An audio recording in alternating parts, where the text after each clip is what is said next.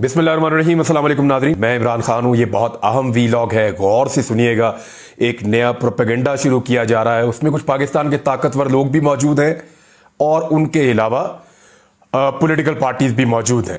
ये सारा मैं आपके सामने रखता हूँ। सबसे पहले तो ये देख लें कि प्लानिंग हो क्या रही है, जो बज़ाहिर दिखाई दे रहा है, और सब उस पर अब बात भी कर रहे हैं। कोई ढकी छुपी बात नहीं है। प्लानिंग हो रही है कि इमरान खान को फौरी तौर पर नाअहल किया जाए। इसके लिए इलेक्शन कमीशन ऑफ पाकिस्तान को इस्तेमाल किया जाएगा।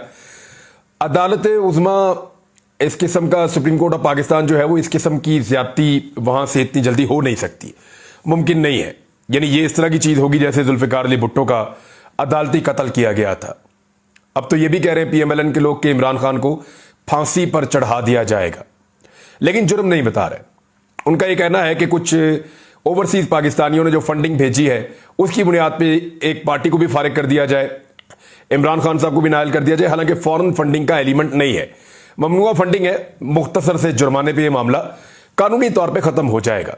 लेकिन अब एक और केस उठाया गया है, उसमें इमरान खान साहब को फौरी तौर पे नाअहल करते ही आम इंतखाबात करवा दिए जाएंगे और इस साल के आखिर तक यह पूरी गेम मुकम्मल कर दी जाएगी। गौर कीजिएगा, इस साल के आखिर तक। वजह यह है कि कुछ लोग चाहते हैं कि वो टाइम से ये सारी एपिसोड जो है इसको मुकम्मल कर लें। यानी मैंने आपसे कल भी कहा था कि एस्टेब्लिशमेंट के साथ जो बेहतरीन ताल्लुकात इस वक्त पीडीएम की हुक्मरान जमातों के हैं वो शायद ज्यादा देर तक ना रहें, तो वो उससे फायदा उठाना चाहते हैं। इस मौके पर इमरान खान को ग्राउंड में शिकस्त देना तकरीबन नामुमकिन है। तो अब ऑप्शन क्या रह जाता है? ऑप्शन ये रह जाता है कि टेक्निकल नॉकआउट करो, इलेक्शन से किसी तरह बाहर कर दो। बाहर करने के लिए जो केस बनाया गया है वो केस मैं आपके सामने रख देता हूं, जिसके ऊपर सब इंतजार कर रहे हैं।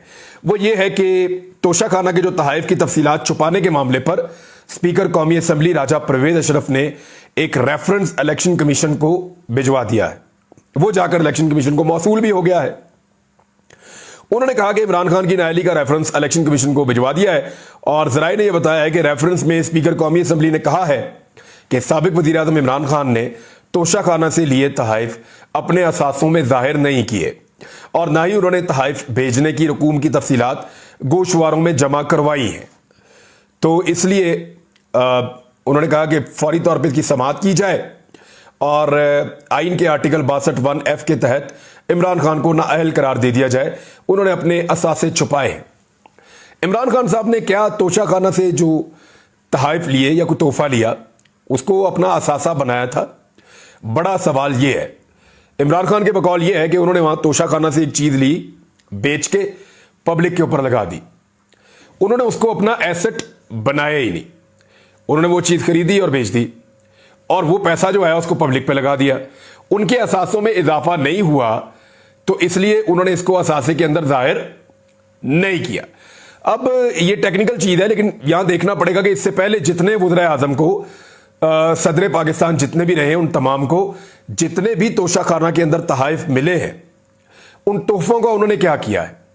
क्या उन्होंने नवाज शरीफ साहब ने, जरदारी साहब ने, गिलानी साहब ने, खुद राजा परवेज अशरफ साहब ने और बाकी जो सदूर रहे हैं, ममनून हुसैन ने, बाकी लोगों ने, परवेज मुशर्रफ साहब ने, क्या इन तमाम लोगों ने जो तोशाखाना से तहाइफ इनको मिलते रहे उनको डिक्लेयर किया था अपने असासों के अंदर? अगर तो इन सब ने डिक्लेयर किया था तो फिर तो बात ही क्लियर हो जाएगी। लेकिन अगर इन्होंने डिक्लेयर किया होता तो क्यों एक वकील को बार बार इस मामले में केस लड़ना पड़ता कि बताया जाए कि तोशाखाना में आज तक कितने तहाइफ आए और किस किस ने कितने कितने पैसों में लिए? ये वो इंफॉर्मेशन है जो अभी तक हुकूमत वक्त छुपा रही है। तो ये सबके गले में फिट होता है ये मामला जाके, खाली इमरान खान के नहीं होता।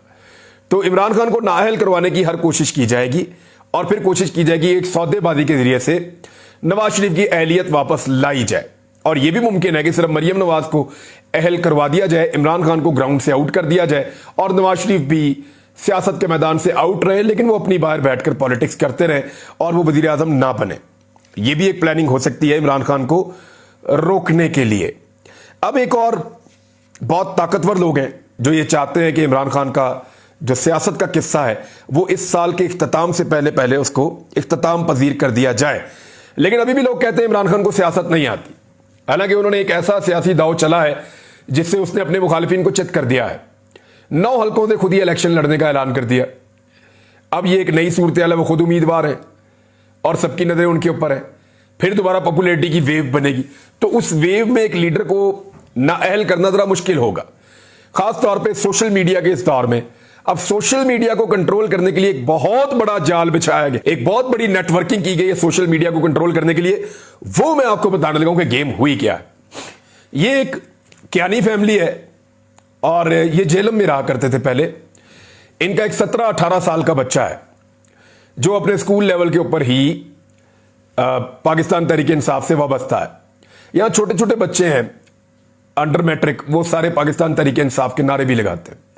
ऐसे बहुत सारे लोग, ये लाहौर के कंटोनमेंट के अंदर शिफ्ट हो गए, वहां कहीं डिफेंस का कोई एरिया है, वहां पे ये रहते हैं लाहौर कैंट में, गालिबन वहीं रहते हैं। और ये कियानी फैमिली है, इसके अंदर इनके एक वालिद हैं, इनके दादा जो हैं वो कोई सेकेंड वर्ल्ड वॉर भी लड़े हुए हैं और उनके ऊपर कुछ मेडल्स भी हैं उनके पास बहुत सारे। तो ये पुरानी मिलिट्री फैमिली से इनका ताल्लुक है, जेलम के रहने वाले हैं, लाहौर शिफ्ट हो गए। इनका जो एक बच्चा है उसने कुछ ट्वीट्स किए नफरत अंगेज।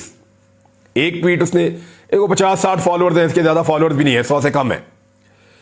और इस बच्चे ने एक ट्वीट किया फौज का जो हेलीकॉप्टर गिरकर तबाह हुआ था उस बारे में, और बहुत नफरत अंगेज और गलत ट्वीट किया। एक कोई ट्वीट कहीं से कॉपी किया और उसको पेस्ट कर दी। ये 2 ट्वीट इस बच्चे ने किए और उसके बाद इसने नफरत फैला दी इस बच्चे ने। ये ट्वीट्स जो है वो फौरी तौर पे कॉपी करके पाकिस्तान तहरीक इंसाफ की क़यादत को कुछ ताकतवर हलकों ने पहुंचाए और उन्होंने नाराजगी का इजहार किया कि ये आपने क्या कर दिया, और अच्छा खासा नाराजगी का इजहार किया। तो तहरीक इंसाफ ने लाइलमी का इजहार किया, उन्होंने कहा जी इतने बेशुमार सोशल मीडिया को यूज करने वाले लोग हैं, हम सबकी जिम्मेदारी नहीं ले सकते, लेकिन हम देखते हैं। तो इन्होंने ट्रेस आउट करना शुरू किया, करते करते करते इनको पता चल गया कि ये बच्चा फलां जगह पे है। और फिर सोशल मीडिया के कुछ जो वर्कर्स हैं पीटीआई के, उन्होंने राब्ता किया और राब्ता करके इस बच्चे को कहा कि ये क्या तुम बकवास कर रहे हो, तुमने इमरान खान की ट्वीट पढ़ी है, तुमने बाकियों की ट्वीट्स पढ़ी हैं, तुम देखो लोग क्या कह रहे हैं और तुम क्या कह रहे हो, तुम्हें शर्म आनी चाहिए। तो इस बच्चे ने फौरी तौर पर, और ये विदिन 1 घंटा ये हो गया सारा कुछ, इसने फौरी तौर पे वो ट्वीट्स जो है वो डिलीट कर दिए। लेकिन वही जो स्क्रीनशॉट्स थे डिलीट होने से पहले जो मौजूद थे, और ज्यादा कोई लोगों ने इसको रीट्वीट भी नहीं किया, किसी को पता भी नहीं चला, एक बंदे ने गलत हरकत की और वो डिलीट भी हो गई। लेकिन वो जो स्क्रीनशॉट थे वो भिजवाए गए सलीम साफी को और अंसार अब्बासी को। अंसार अब्बासी और सलीम साफी ने उन स्क्रीनशॉट्स को अपने लाखों के फॉलोअर्स वाले अकाउंट्स के ऊपर डाल दिया। यानी लाखों करोड़ों लोगों तक ये इंफॉर्मेशन कभी नहीं पहुंचती अगर सलीम साफी और इन दोनों को अगर ये ट्वीट्स ना दिए जाते, तो ये इंफॉर्मेशन लाखों तक कभी ना पहुंचती। लेकिन इनको ये इंफॉर्मेशन पहुंचाई गई, स्क्रीनशॉट्स दिए गए, उन्होंने लाखों लोगों तक ये पहुंचाया कि इस बच्चे ने ये बात की है। यानी उस बच्चे ने नफरत अंगेज बात की, 17-18 साल का है वो, और गलत किया उसने नफरत अंगेज बात की, लेकिन उसको मजीद उसमें नफरत की आग जलाकर उस पर और जलती हुए पेट्रोल डालकर उसको फैलाया किसने? सलीम साफी ने और अंसार अब्बासी साहब ने। और ये कहा कि ये पीटीआई की वही सारा कुछ के बयानियां, यही पीटीआई की क़यादत ने सिखाया है यही। हालांकि इमरान खान का ट्वीट उनके लिए नेक तमन्नाएं थी, उस वक्त तक वो गुमे हुए थे, मिल नहीं रहे थे। मैं यही बात कर रहा था, बाकी सब लोग यही बात कर रहे थे, हर सहाफी ये बात कर रहा था, पूरा पाकिस्तान उनके लिए दुआएं कर रहा था कि हमारे शोहदा जो उस वक्त तक गुमे हुए थे, पता नहीं चल रहा था उनके हेलीकॉप्टर का, सारे उनको ढूंढ रहे थे। अब इसने डिलीट कर दी, लेकिन उन सहाफियों ने इस नफरत को फैला दिया। फैलाने के बाद जियो के ऊपर एक प्रोपेगेंडा शुरू हो गया। अच्छा, अब मैं आपको बताता हूं कि उसके बाद हुआ क्या।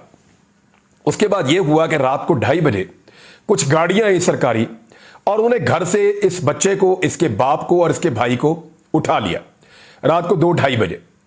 और उसके बाद इसके घर वालों ने राब्ते किए इधर उधर लोगों से कि भाई हमारे तो घर के मर्दों को उठाकर ले गए, कुछ लोग आए थे। और फिर इनको उठाकर इनके वालिद ने बताया गाड़ी चलती में कि मैं ब्लड कैंसर का मरीज हूं, मेरे साथ आप ये ना करें, मैं मर जाऊंगा। तो उसके बाप को जो है वो चलती गाड़ी से उतार दिया, और वो तो ये कहते हैं कि फेंक दिया। बहरहाल वो ये कहते हैं, मुझे उसके बारे में कंफर्म नहीं है, ये मुझे इतला दी है कुछ लोगों ने। और अब इस फैमिली के ऊपर इतना दबाव है, ये कभी इस बात को तस्लीम नहीं करेंगे, बहुत मुश्किल है तस्लीम करना। अच्छा, दूसरा, इसके भाई को भी उतार दिया थोड़ी दूर जाके दूसरी सड़क पे। ये लड़का अगले दिन शाम को मेरी इतला के मुताबिक कोई 7 बजे के करीब घर वापस आया। रात को 2:30 बजे इसको उठाया था, अगले दिन शाम को 7 बजे घर वापस आया। ये लड़का, इसको पूरा इसकी इंक्वायरी की गई, पता किया गया किसने इसको कहा, क्या कहा, किस तरह हुआ, और उसके बाद इसको छोड़ दिया गया। अच्छा, इस बीच में जो है वो लोग ढूंढते रहे, और वो बहुत सारे लोग जो इसको ढूंढते रहे, मैंने उनसे कंफर्म किया है, उसमें वकील भी है। उन्होंने कहा जी हम FIA में गए, पुलिस में गए, हर जगह पे गए, सबसे राब्ता किया, हमें पता ही नहीं चले बच्चा किधर है। शाम 7 बजे बच्चा वापस आ गया। उसके बाद ये वीडियो सामने आती है इस बच्चे की, जिसमें वो कह रहा है कि मैंने कुछ लोगों से मुतासिर होकर ये कहा है, ये जो मैंने लिखा है नफरत अंगेज जो बयानिया मैंने बनाया है, मैं तो उसको चलाना भी नहीं चाहता, लेकिन मैंने कुछ लोगों से मुतासिर होकर ये हरकत की है। उसमें उसने मेरा नाम भी ले लिया। अब जरा, मैं बाकियों का तो मैं नहीं जानता, लेकिन अपने बारे में मैं जरा क्लियरली बता दूं कि बेटा, आपने मुझे कब देखा कि मैं फौज को गालियां दे रहा हूं? कब देखा आपने कब देखा कि मैं फौज से नफरत कर रहा हूं? अगर आप मुझे फॉलो करने का इतना ही शौक है आपको, तो मैं बेशुमार और चीजें करता हूं, वो भी आप करें। मैं तो बहुत सारे और काम करता हूं, उनको भी फॉलो करें आप। यानी मैं सियाचिन तक गया हूं, पैदल गया हूं, जाएं आप भी वहां पे, जाके देखें आपके फौजी क्या कर रहे हैं। मैं पाकिस्तान की तमाम सरहदों पे अपने फौजी भाइयों के पास गया हूं, जाओ जाकर वो भी देखो। वहां से तो तुमने इंस्पिरेशन नहीं ली, और नेगेटिव चीज की, उस चीज की इंस्पिरेशन ले रहे हो जो मैंने कभी की ही नहीं। अपनी फौज को कभी मैंने जिंदगी में गाली नहीं दी। मेरा इख्तलाफ पॉलिसी का है, इस बात का कि जो लोग कल तक चोर और डाकू थे उनको वापस क्यों आने दिया। मेरा ये इख्तलाफ है, और ये इख्तलाफ मेरा आज भी है, और वो मेरा फौज से नहीं है, पॉलिसी साजों से है, और वो तो रहेगा। तो इसका मतलब ये है कि तुम उठ के फौज को गालियां देना शुरू कर दो। मैंने ट्वीट किया था शुरू में, जब ये मामला शुरू हुआ था, इख्तलाफ जब शुरू हुआ, तब मैंने कहा था कि बहुत सारे लोग इसको ये समझ रहे हैं कि हमारी खुदा ना खास्ता कोई फौज के साथ दुश्मनी हो गई है। ऐसा नहीं है। मैंने ये भी कहा था कि जो फौज के और रियासत के दुश्मन है, जरा ये इख्तलाफ हमारा खत्म हो जाए, मिलकर तुम्हारी मंजी ठोकेंगे। ये मैंने अल्फाज लिखे भी थे और बोले भी थे। तो फौज मेरी है, और मैं फौज का साथी हूं। मैं फौज के शाना बशाना कल भी खड़ा था, आज भी खड़ा रहूंगा, हमेशा खड़ा रहूंगा। लेकिन ये जो प्रोपेगेंडा किया गया, ये करवाया गया है, इस बच्चे के मुंह से मेरा नाम निकलवाया गया है। उसका रीजन देता हूं। मैंने जितने ट्वीट किए, रीट्वीट किए, जितनी चीजें इस वाकये के हवाले से मेरे पास मौजूद हैं, वो रिकॉर्ड के ऊपर है कि हमेशा उन लोगों के लिए हम दुआ कर रहे थे। उनके लिए हम बाद में हम काफी गम का शिकार भी थे, और उनके लिए हमने, उनके दर्जात की बुलंदी के लिए भी हम लोगों ने दुआ की है। मैंने प्रोग्राम भी इसके ऊपर किया। तो इसने कहां से ले ली इंस्पिरेशन? ये कहां से कहना शुरू हो गया भाई रजीम चेंज ऑपरेशन के ऊपर मेरा एक मौकिफ है। उस मौकिफ का मतलब पाक फौज को गाली देना नहीं है। इन दो चीजों को मिक्स ना किया जाए। दो चीजें लोग मिक्स कर देते हैं। एक ये कहते हैं कि अमेरिका ने पाकिस्तान में रजीम चेंज ऑपरेशन करवाया और उसकी गुलामी मंजूर नहीं है, तो फिर ये अमेरिका से ताल्लुकात क्यों रखते हो? भाई ताल्लुक रखना अलग बात है, गुलामी करना अलग बात है। अमेरिका से बेहतरीन ताल्लुकात हम चाहते हैं, लेकिन ऐसी सतह के ऊपर जहां आपकी इज्जत भी हो। यह नहीं हो सकता कि हम उनकी गुलामी करें या उनके कहने पर रजीम चेंज ऑपरेशन करें। यह मैं कहता हूं। और जहां तक बात है अपने इदारों से इख्तलाफ की, तो वो इस बात पे है कि जो लोग कल तक चोर डाकू मुल्क के दुश्मन आप डिक्लेयर करते थे, हमें कहते थे सबको, वो लोग कैसे इस मुल्क के हमायती बन गए और कैसे उनको इक्तदार में आने दिया।